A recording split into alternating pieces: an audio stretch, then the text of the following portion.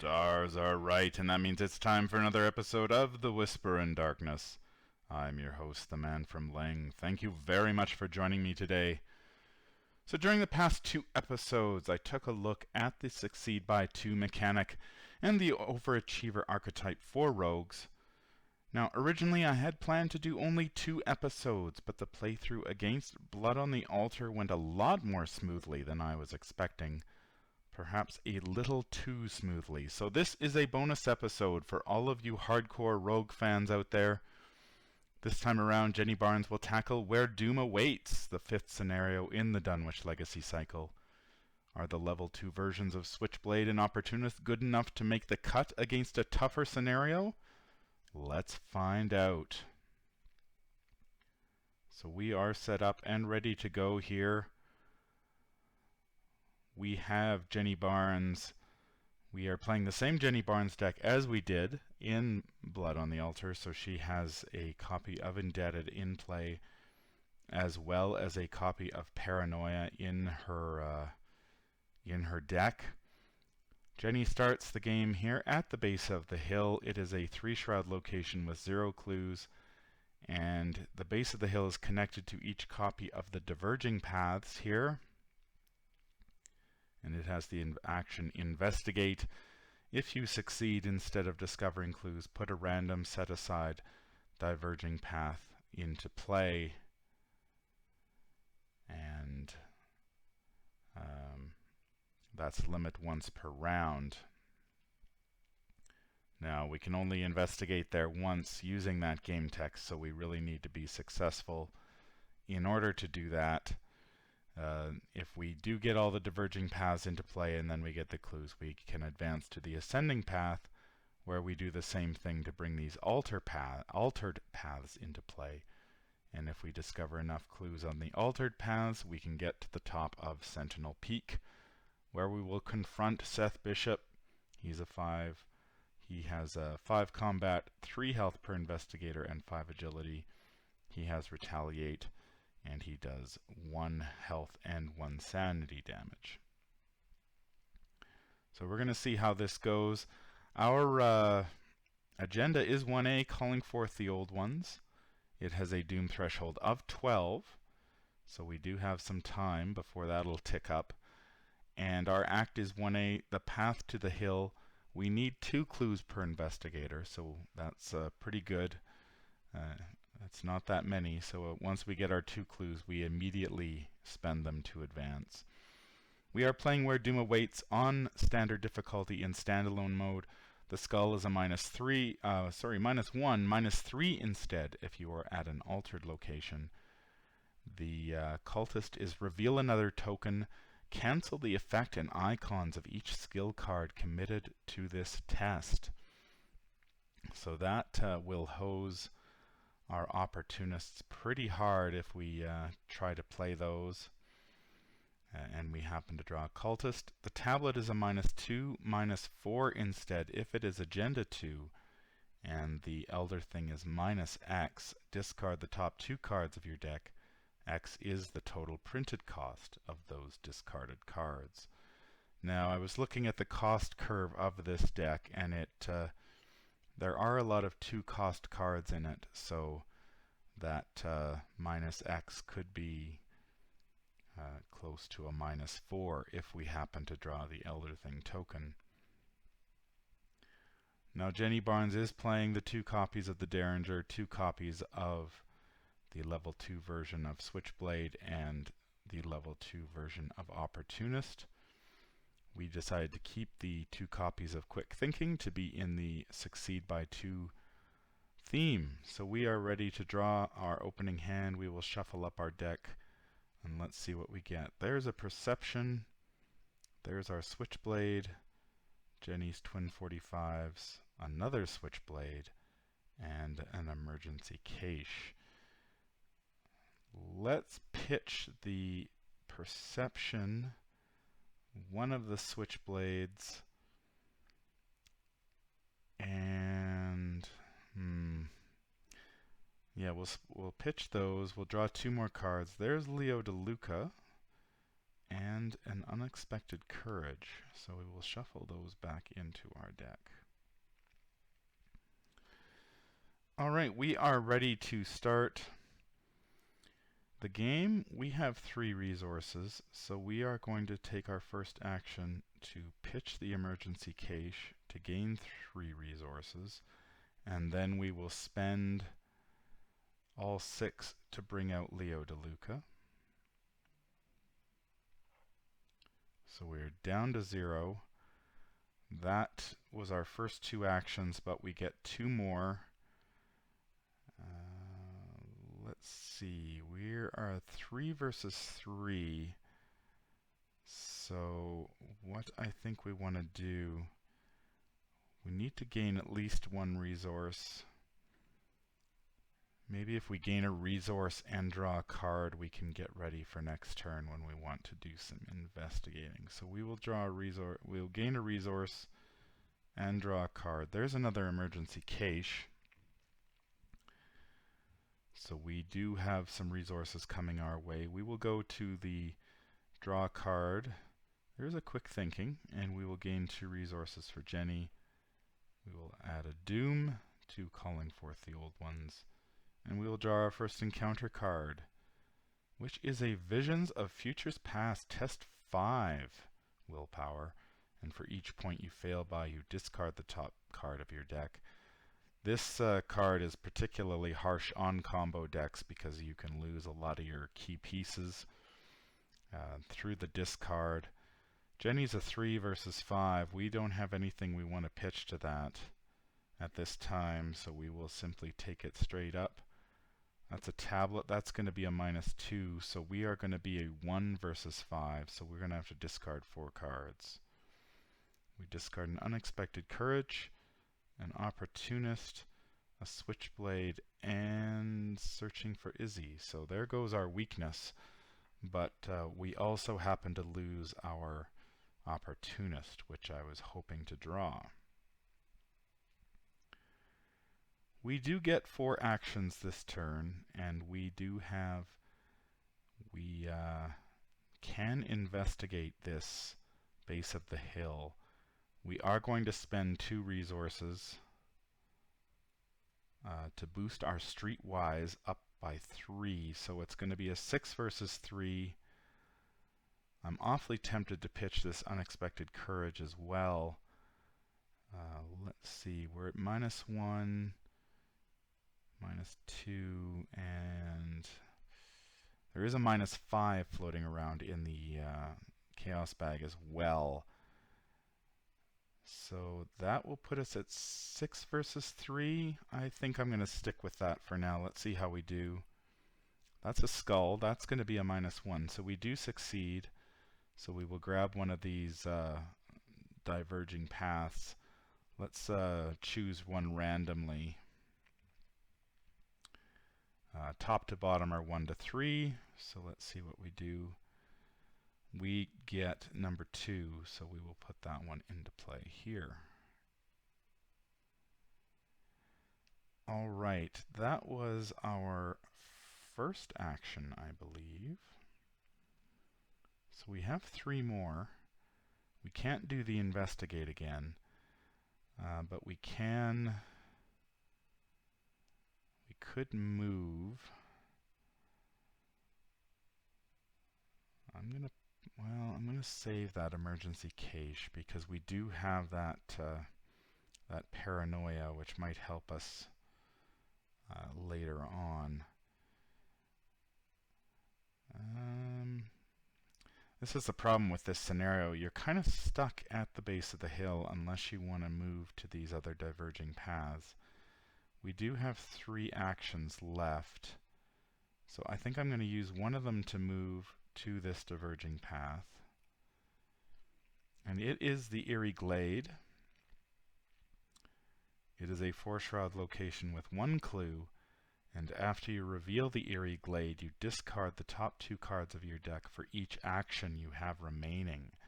So we have 2 actions remaining, so we discard 4 cards. 1, 2, 3, 4. So we lost 2 copies of Elusive. our other copy of Opportunist and a Quick Thinking. So we are going to be hard-pressed to pull off the combo in this game without any Opportunists to draw from.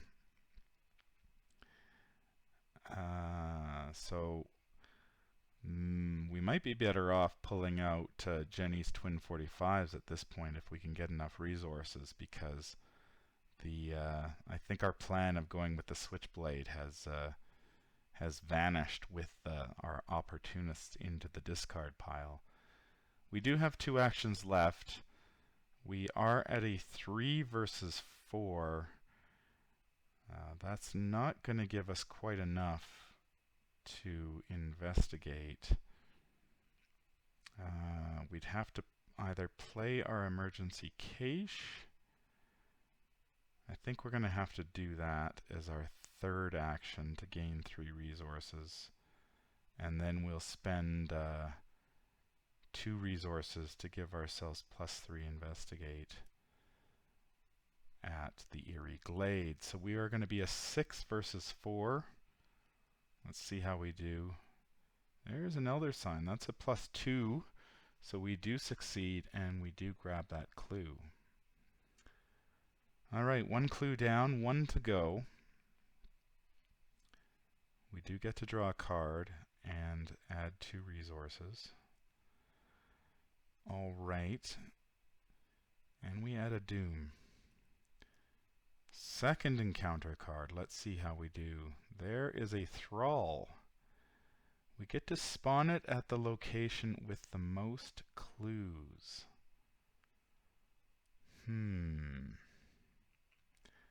That is our choice. So we can either spawn the Thrall at the ascending path and deal with it later, or it'll have to go at the Eerie Glade or the base of the hill. What's the evade on those things? 2? We could evade it and just leave it at the Eerie Glade. I think I'm going to put it at the ascending path for now. We'll deal with it later if we have to. So we will use our 1st action to move back to the base of the hill. We're going to spend another 2 resources to boost our intellect by 3 for the investigate test. So we will be at a 6 versus 3 again. And let's see how we do. It's a -1, so we are successful. We get to put another diverging path into play. Okay, we'll random number again, top to bottom, 1 to 2, and we get randomly selects 2, so this one comes into play. That was our 2nd action. 3rd action, we might as well keep moving here. We'll head down to this diverging path. It is the Frozen Spring. It's a 3 shroud location with 1 clue. After you reveal Frozen Spring, lose the remainder of your actions and immediately end your turn. So that will be, we did have 1 action remaining with Leo, but that will go away with the Frozen Spring. So that's alright. Let's draw a card, and there's our physical training. And gain a couple resources.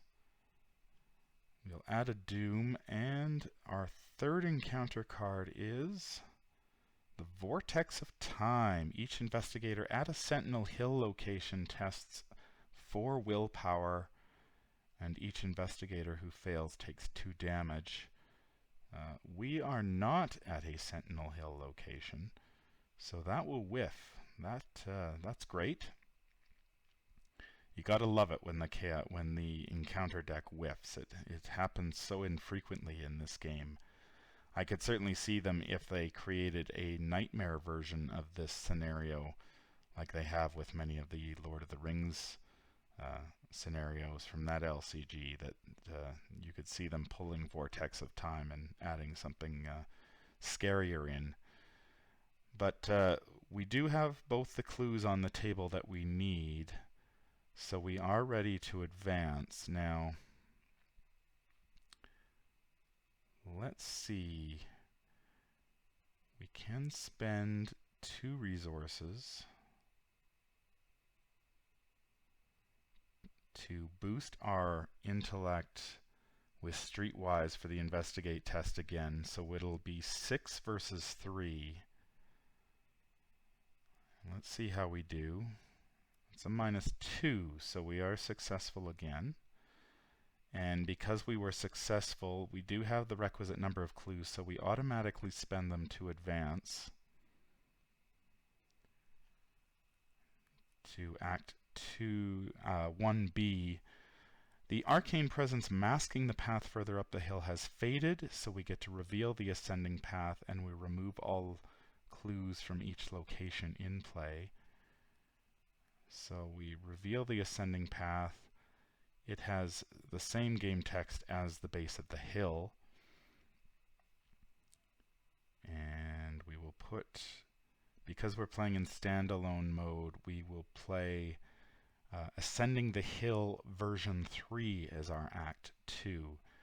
And we advance when we enter Sentinel Peak, which will require another 2 clues because of the game text on Sentinel Peak.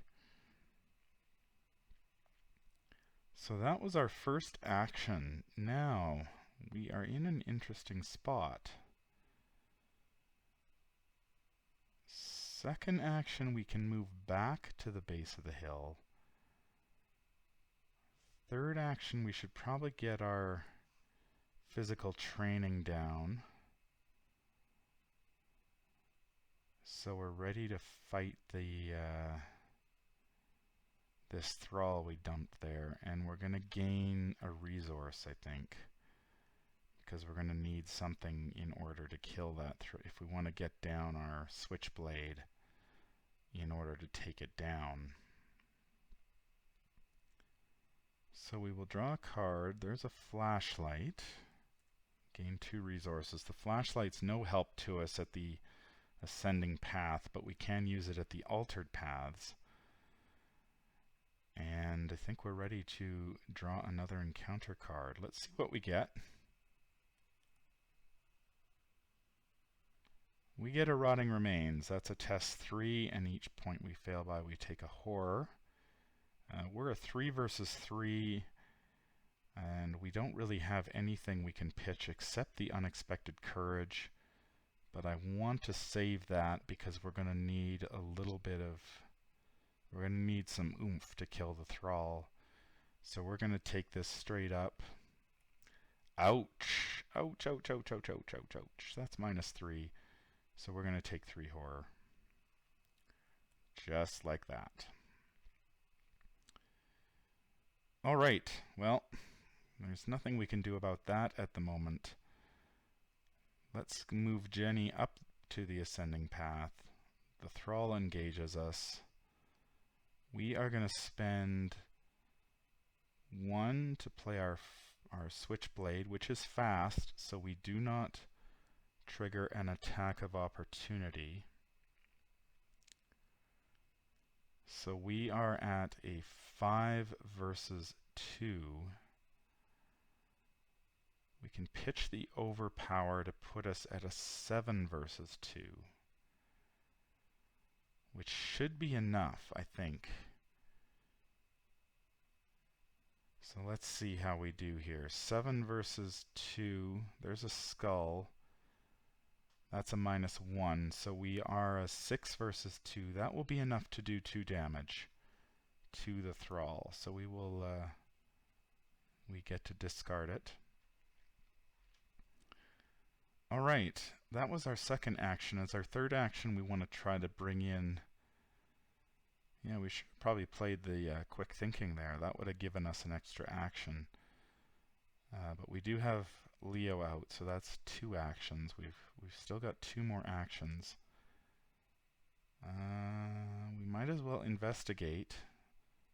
We'll spend the 2 resources to boost our intellect with streetwise by 3. So we're going to go 6 versus 3. That's a -3, so that will be a success. So we get to put an altered path into play.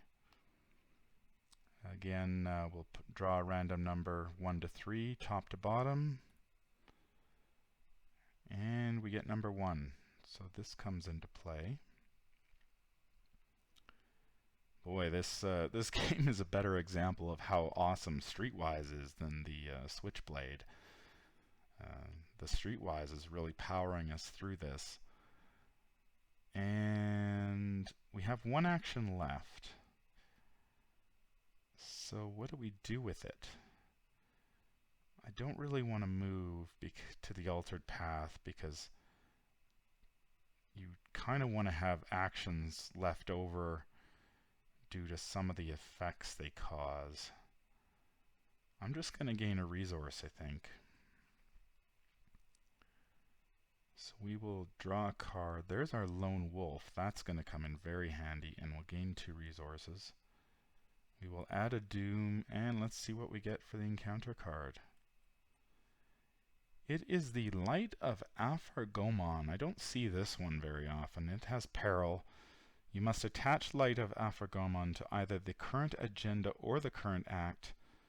Limit 1 per agenda or act, and treat all damage as direct damage and all horror as direct horror. We will attach that to Act 2A because I think that one's going to advance long before Agenda 1A does. And we move on to our next turn. So we do have... Let's do our investigate first. Again, we pitch to streetwise to add 3 to our intellect, so it's a 6 versus 3. See how we do there. There is the evil elder thing. That's -X. So we have to discard the top 2 cards, I believe. So we are -0 and -2, so we do succeed. That is awesome. We will choose an altered path at random. 2, and we get number 2. So this one comes into play. All right. That was our first action. As our second action, I'm going to spend a resource to get the lone wolf into play.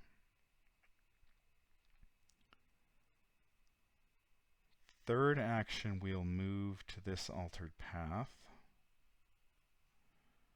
It is a tear in the path. It is a 3-shroud location with 1 clue per investigator. And it has the forced effect. After you reveal a tear in the path, take 2 damage if you have no actions remaining. Well, fortunately we have 1 action remaining, thanks to our buddy Leo DeLuca here. So we take no damage from that. However, we have no resources left to pitch to streetwise. It would be a 3/3. We could use the unexpected courage, but I think we're doing okay. I think I'm going to just gain a resource as my action. You can see I'm using my actions to draw a lot of resources because it is pretty expensive to keep running streetwise, as good as it is. So let's see, we draw a card. There's a backstab. And we will add 2 resources. We'll throw a doom up there and draw another encounter card. Let's see what we get. Rights Howled. We discard the top 3 cards of each investigator's deck. Each investigator at an altered location shuffles each weakness in his or her discard pile into his deck. So we discard 3 cards. 3. Okay, so we lost a... What did we lose there? Guts, a flashlight, and the Derringer. We're down to 8 cards in our deck. And we have to shuffle weaknesses, so searching for Izzy gets tossed back into our deck. Alright. Searching for Izzy at this point would be pretty terrible if you were playing in a campaign, because you'd have to place it at the furthest location from you, which would probably be one of these diverging paths. And I really don't want to go backwards. However, we do gain... that's fine. That hurts, but it's not terrible. Shuffle that up. We will gain a resource thanks to Lone Wolf. And we have 1 clue there. So we'll spend 2 resources on Streetwise. That gives us +3 intellect for the investigate test. So we're at 6 versus 3 again. See how we do. It's a -3, but that's a success. So that's good. That was our first action. Second action, we move back to the ascending path. Third action, we move to this altered path. It is the Uprooted Woods. It's a 2-shroud location with 1 clue, and it has the forced effect. After you reveal Uprooted Woods, discard the top 5 cards of your deck. If you have no actions remaining, I believe we do. We grabbed a clue. 1, 2, 3. So we have 1 action left. So we do not have to discard anything. Alright. Well, we could... Now, what we could do here is... if we could pitch our quick thinking to get an extra action. We could investigate, use 2 resources, which would put us at 6 versus 2, pitch the quick thinking for 7 versus 2, and we'd get an extra action out of it. So let's do that. We're gonna try to speed things up a bit here. So we'll pitch 2 for the Streetwise bonus, discard the quick thinking for another, so that'll put us at 7 versus 2.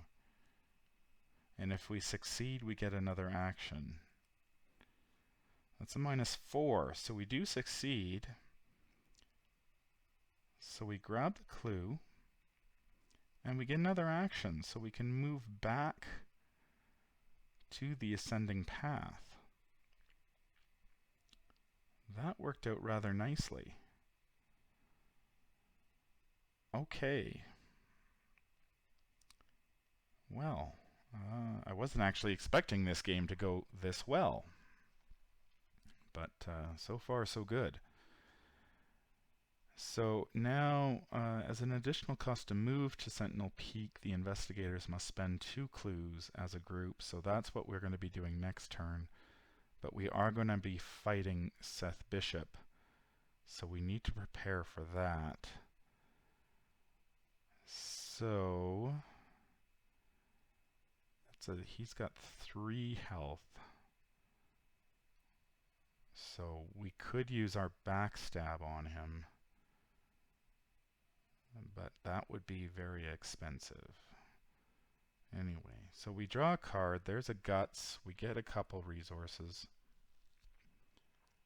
We add a Doom, and let's see what our encounter card is before we get too carried away. It's another Right's Howled. Again, we discard the top 3 cards of our deck, and any weaknesses get shuffled back into our deck.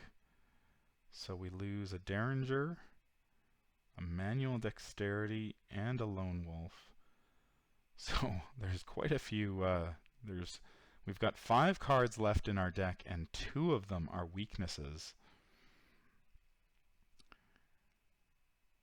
Now, it might be worthwhile. The issue here is that Beyond the Veil is in the encounter deck, and if we draw that now, that would be really bad. Now, we do have the backstab, Jenny's twin 45s, as well as the unexpected courage we could pitch. What would that put us at? We'd be using our agility instead, so we'd be at 3, 4, 5, 6, 7, 8 versus 5. 8 versus 5. We could kill Seth. 8 versus 5 isn't great. It's good, but not great. And he does have retaliate. So we take some damage if we miss.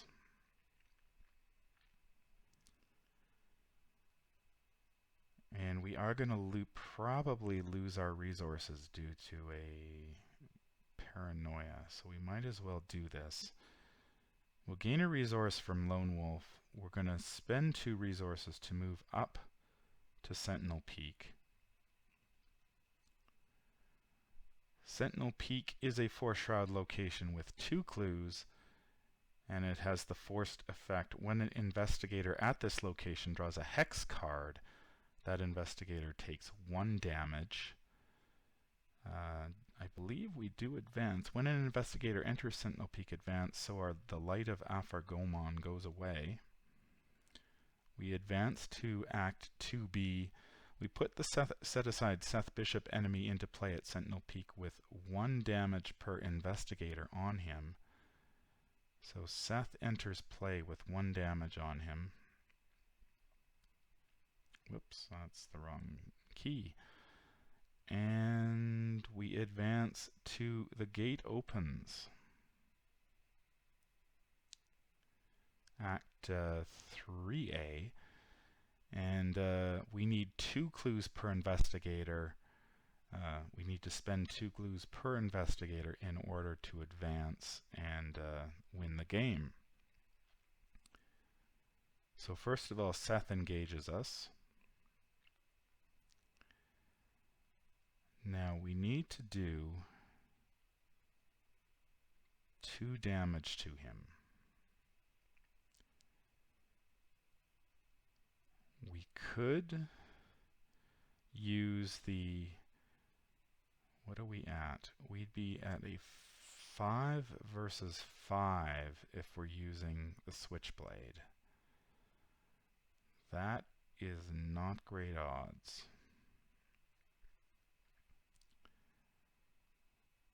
If we use the backstab, we could do and then pitch 5. We'd be at 8 versus 5. So let's do that.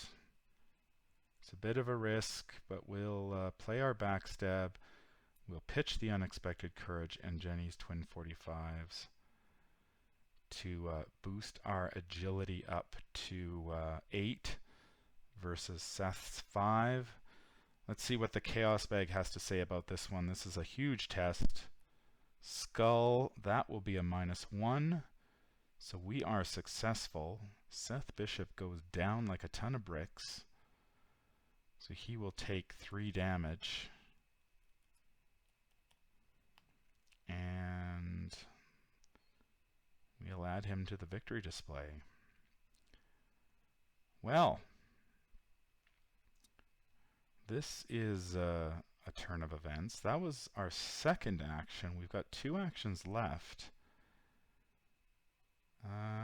Let's see. We need to do 2 investigate tests. Let's gain 2 resources as our final 2 actions, so we can get that flashlight down into play next turn, and then we might be able to win this thing. We will draw a card. There's our perception. That's going to help us gain 2 resources. add a Doom, and draw an encounter card. There's another Rotting Remains. Fortunately, we do have a Guts. We will pitch the Guts to give us a 5 versus 3. That's a Skull. That's a -1, unless this is altered. Nope. So we do pass. We gain a resource for Lone Wolf. We will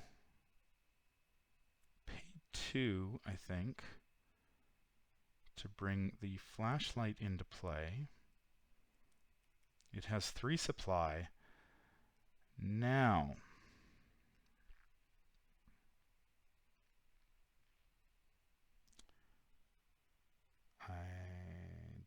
Yes, I did.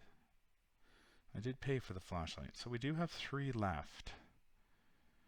So what we're going to do, I think, just make sure I'm not in hand trouble here. Nope. So we'll spend a resource off, we'll spend a supply off the flashlight and drop the shroud value on Sentinel Peak to 2. And then we will spend our perception to boost us up to 5. So it'll be a 5 versus 2. See how we do. That's a -2, so that will be a success. Whoops, I shouldn't have these 2 clues here. So we'll drag that clue over. So we've got 2 actions left, and we draw a card for the perception. There's searching for Izzy, of course. That goes at that will go at the location that's farthest from us. Doesn't really matter because we're playing in standalone mode. But in a campaign, that would be pretty painful right about now. We've only got 1 clue we need to grab, but we'd have to head all the way back to the Frozen Spring to pull this thing, or to resolve searching for Izzy. But we're not going to worry about that right now. We'll use another supply off the flashlight to drop the Sentinel Peak to 2. We will spend 2 resources to boost our intellect by 3 using Streetwise, so that will be a 6 versus 2. And let's see how we do. That's a tablet. That is -2. And we win the game. Well, that went a lot smoother than I was expecting as well. So I think what this scenario has taught us is that Streetwise is amazing. It's just a powerhouse, and the combo fell apart quickly and early because of all the discards that we had to do due to the encounter deck. We never got an opportunist in our hand, and we never, I think, well, we did use the Switchblade once to kill the Thrall, but other than that, it was much easier to use our backstab to take down Seth Bishop, because we did have Jenny's twin 45s and the unexpected courage that we could use in order to do that. So yeah, I don't know. I think I think what these games have shown is just how strong Streetwise is, more than the Switchblade. But it does work. If you do get the opportunist out, or a couple of opportunists in your hand, you can burn through them. Use them to fuel your Switchblades. We just got lucky this game. I think we only faced, I think, the one Thrall and Seth Bishop, and that's not very many monsters, so we didn't have to worry too much about those in this one, and we chalk up a win. So that's gonna do it for this for this playthrough. Certainly, if you're interested in this Jenny Barnes deck, by all means head over to Arkham DB and check it out. Hell, you might even just want to take out the switchblades and put something better in. But it seems to be working all right so far. And see how it plays for you. You know, everybody's results differ, and we were fortunate, I think, this game that we drew Leo DeLuca early and were able to generate a lot of that action advantage. And we didn't face too many difficult enemies, and we were able to pick up the clues pretty quickly due to Streetwise. So give it a try and see how it works for you. And let me know in the comments section if you do get a chance to play it. I'd be curious to find out how it goes for you. That's going to do it for me today. If you enjoyed this playthrough, I'd appreciate it if you would leave me a thumbs up. It helps the channel a great deal by making it more visible on YouTube. Did you see a mistake that I made, or if you just want to chat about this great game or let me know how the Overachiever deck works for you, please leave a comment down below. I always enjoy interacting with people from the community. Make sure you hit that subscribe button to be notified of when I release future content. And if you'd like to reach me, I am at manfromleng@gmail.com. I'm also on Twitter at manfromleng. Until the stars are right, keep your shotgun close and your elder sign closer. Take care out there, and happy investigating.